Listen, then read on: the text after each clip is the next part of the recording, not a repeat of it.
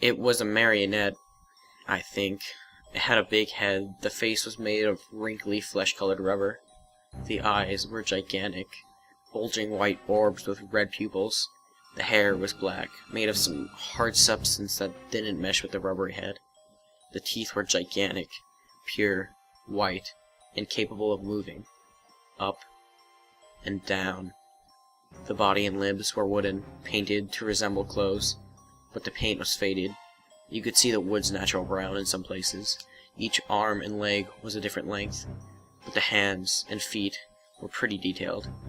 It made a loud, clattering sound whenever it moved.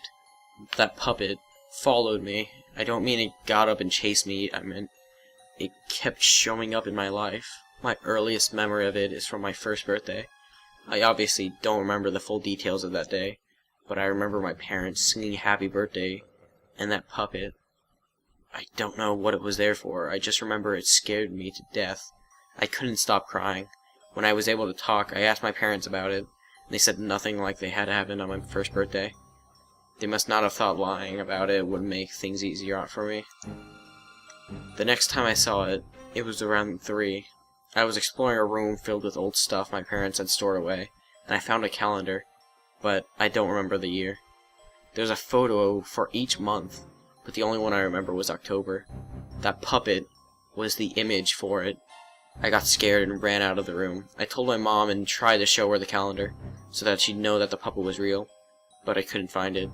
The room had been very messy, and I had ran out of it so quickly I knocked over piles of stuff. I guess the calendar got buried. I was 6 when it happened again. I was in the middle of the night. I woke up from a nightmare I can't remember the details of. I was too scared to go back to sleep, so I went into the living room and turned on the TV. An old black and white show on Nick at Night was ending, and when the commercial started, that puppet came on. It was dancing while loud music played. I screamed and started crying uncontrollably, but by the time my parents got downstairs, the puppet was gone. I didn't see that puppet again for quite a while after that, but I kept having nightmares about it. When I was 15, I decided to try to track it down, using the internet to try to find information about the calendar, the short, anything.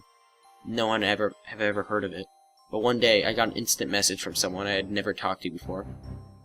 Their screen name was a random mashup of numbers and letters, but their avatar was a picture of the puppet. They IM'd me. Glad that you still remember me. Then immediately signed off. They never contacted me or came online again. When I was 20, I was walking by a store that sold old toys and dolls, and in the front window I saw the puppet. I went inside and asked the clerk if he knew anything about that puppet's history, when it was made, where it was from, anything. He didn't. He said the puppet had just been sold to the store a few days ago. I could have it for $6. I wasn't sure what to do. It still scared me. Having proof that it really existed seemed like a good idea. I bought the puppet, and I took it home. For a while, I felt better. I viewed the puppet as a childhood fear I had overcome as an adult, and even started to believe the explanations my parents had given me for the past experiences of it. I saw it on somewhere else as a baby, imagined the calendar, dreamed the TV short, and someone online who had one played a trick on me. I kept the puppet, but as I moved on in my life, I pretty much forgot about it. I finished college, got married, and my wife should be giving birth in a few weeks. I was cleaning up my room for when the baby comes, and found the puppet, dusty and abandoned. I didn't want my kid seeing it when he was little, so I picked it up, decided I might as well wipe the dust off before moving it to another place. When I dusted it, I noticed a faded inscription on the back. This is what he'll look like. Before I couldn't figure out what this meant, I heard my wife started to cry. I rushed to her. She looked more upset than I had ever seen her, sobbing. She told me that the doctor had just called. There was a problem with the baby.